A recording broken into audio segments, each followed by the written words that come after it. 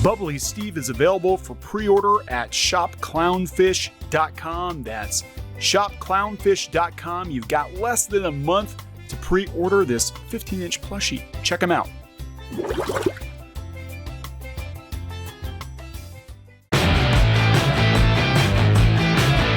Hey guys, welcome back to Clownfish TV. This is Neon. I am here with Geeky Sparkles. Hello. And this is a really interesting development. DC Comics is partnering with WEBTOON. We're going to talk about that because it seems like DC Comics is just throwing spaghetti against the wall to see what is going to work going forward, and they're trying to find a new audience, I think, to justify their existence. I just think it's funny because not that long ago, places like DC would have treated webcomics like amateur hour, and they had people flat out calling it that. And now, because WEBTOONs has come in and gotten built up in America, now they want to be part of it. Yeah, but it's interesting because this happens just a couple months after Kodansha doing Superman. You know, so they're pushing into manga, they're pushing into WEBTOON, and they're pushing into YA graphic novels. Yeah. This one didn't do so good. I Am Not Starfire. 150,000 downvotes. Oh, that's bad. 150,000 They turned the downvotes. comments off. They did quite some time ago. Yeah, 500,000 views though. Just people just want to watch the dumb Starfire. But yeah, it's interesting because this comes right after Jim Lee and Daniel Cherry III were talking about how DC is not going to stop publishing comics. We're still going to make comics. We're going to try to find new audiences. You got to read between the lines because I don't think they said we have intention of publishing floppy comics from now until the end of time. Comics can mean a lot of things, you know. So it does look like they're trying very hard to beat the bushes to find new readers wherever they can find them.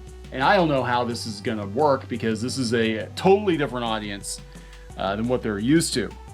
But good luck with that. We're going to talk about it. So before we get into it any further, please subscribe for more pop culture news, views, and rants, guys. Over 231,000 subs. Thank you for the support. Yeah, Geeky kicked this over earlier today.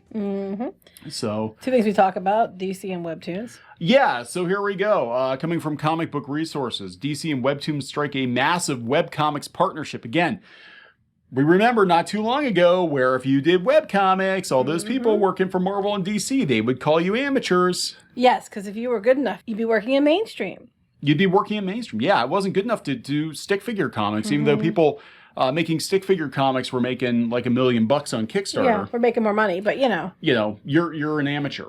Yeah, so DC's partnering with WEBTOON to create an all-new standalone webcomics for readers, featuring many of the characters from the DC universe. So the collaboration is intended to introduce standalone stories that don't require any previous readings. More detail and local language translations will be provided at a later date. Here we go.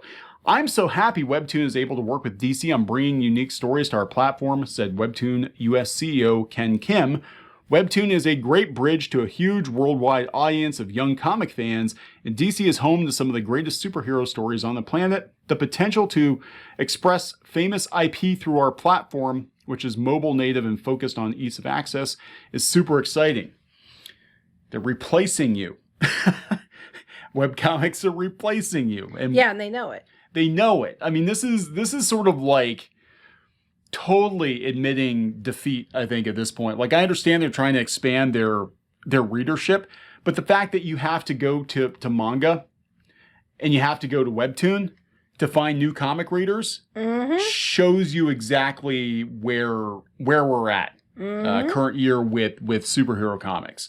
YA, they're trying everything they can try. Well, who's working on these? They tell you who's working on these? We're working closely with WEBTOON writers and artists. Okay, so they're going to go with the Korean writers and artists probably get to do it. Because here's the thing about WEBTOON, and it's a great place. If you're doing a webcomic and you wanna build an audience and be found, WEBTOONs is a great place to go because there's a lot of people who are already using it.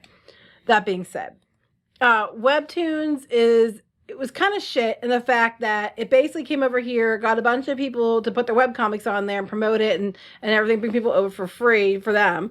And then they turned around and then brought their people over and parked them at the top or gave deals to already established professionals that, were from mainstream comics. So the ones who actually built the damn platform up weren't the ones who got rewarded for it. And, now they got things like Lore Olympus and all that on there now that they're banking on. And again, all the people that, worked hard to build it up aren't always the ones that get, the chance to do things. Yeah, I mean, Lore Olympus is kind of the exception, but most of the webtoons that you're seeing being adapted into animated series are Korean webtoons. So that's why I was like, who are they working with? Well, our writers and artists, but they're not saying, so that's probably what it means. Yeah, so this is coming via David Lee, the head of content at Webtoon US. They'll have details later. Basically, it's going to happen. But they said, yeah, they had other partnerships with Legendary, POW, and Top Cow and Image. And I remember Top Cow put some of their content on there. I think they had some 90s Image comics they put on there. They did not do well because they basically just took that art style, those comics, and try to chop it up and make it fit on Webtoon. And Webtoon is a totally different audience. So at least DC has the good sense to be like, yeah, we're going to have to rethink this whole thing. We can't just take old Superman comics and throw them on Webtoon. Yeah, the problem with Webtoons, because they do more of an infinite scroll type thing, is that it doesn't always lend itself well to printed material. Yeah. Because it's a completely different format. So you might be really, really popular on there with your literal, you're scrolling down, it's 3 frames of black screen with a couple bit of text on it. But when you go to put it in a book format, it doesn't always work that well and vice versa. So, this way they can make it something new so it fits the platform.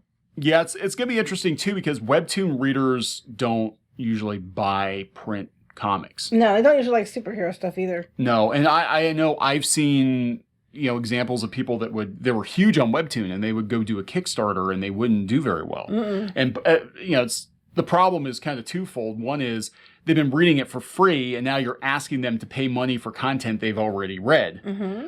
So that's a huge problem. And the other problem is they're used to reading comics for free and not paying for any content, and that's we ran into this with webcomics in general is it's very hard to put the genie back in the bottle. Right. Once you offer up your content for free and then you turn around to be like, yeah, I know you guys have already read it. You already read it for free, but buy it now. So what's the end game for DC? Just to stay relevant? Yeah, I think so. Because, at this point, they're not going to probably make much money on it. No, they're not. So, why do it? The only thing I can think is, if they're kind of thinking ahead, maybe they can rearrange those panels to do manga volumes or manhwa volumes at a later date, maybe, but they're not going to. It probably is just a brand recognition thing. And I think they can go back to Warner, because again, Discovery Warner, for all this talk about how DC is safe, hey guys, things are great here. They're great here. Once this merger happens with Warner and Discovery, now they said that Jason Kilar is the guy who's been really kind of the cheerleader for keeping DC Comics as a comic book publisher. He's going to be out the door next year. They're not going to have anybody going to bat for them.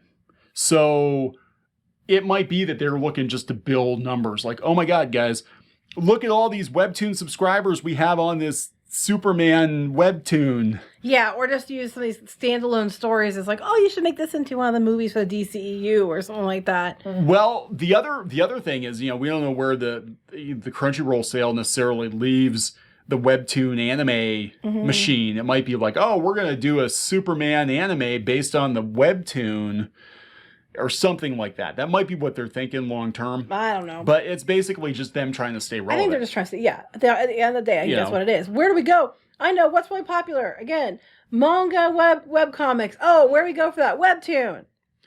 Meanwhile, you can still sell comic books. And you don't have to be Marvel or DC or even have a household name like Superman or Batman to do it. We talked about this before. Spawn, King Spawn #1 sold 500,000 copies, embarrassing anything Marvel and DC have done in years. And it was an independent comic from Todd McFarlane, who used to work at Marvel. So they have to be going back to, like, Warner Brother executives have to be looking at this like, how come this one guy can put together a team and sell 500,000 copies Boom could go sell 600,000 copies of a Keanu Reeves comic, and you guys have Batman, Superman, Wonder Woman. What the hell? Yeah, so let's try something different. But again, it's going to be interesting to see how the format is, because whether or not they're going to try to sell it as comics. Yeah, so I don't know. It could also be kind of a reaction to like all the top talent leaving. They're all going to Substack, you know, amateur hour. Go do some webcomics on Substack. God, just always make me so mad.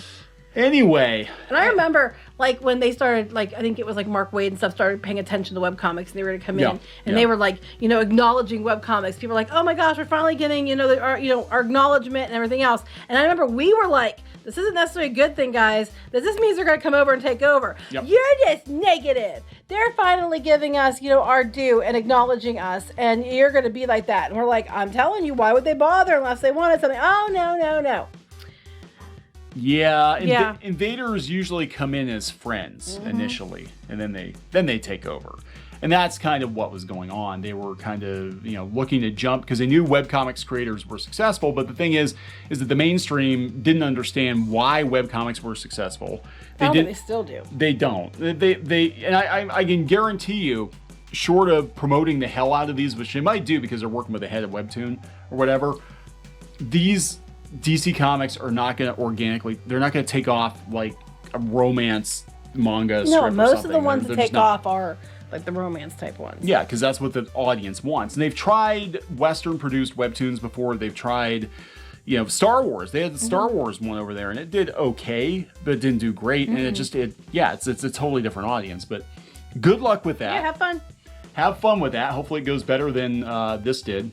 Yeah. I don't know what I think you said it's like spaghetti on the wall to see what sticks. That's basically what's going on. Pretty much. Spray and pray. So are we going to wrap this one up? Yep. Please subscribe for more pop culture news, views, and rants, guys. We'll talk later. Bye.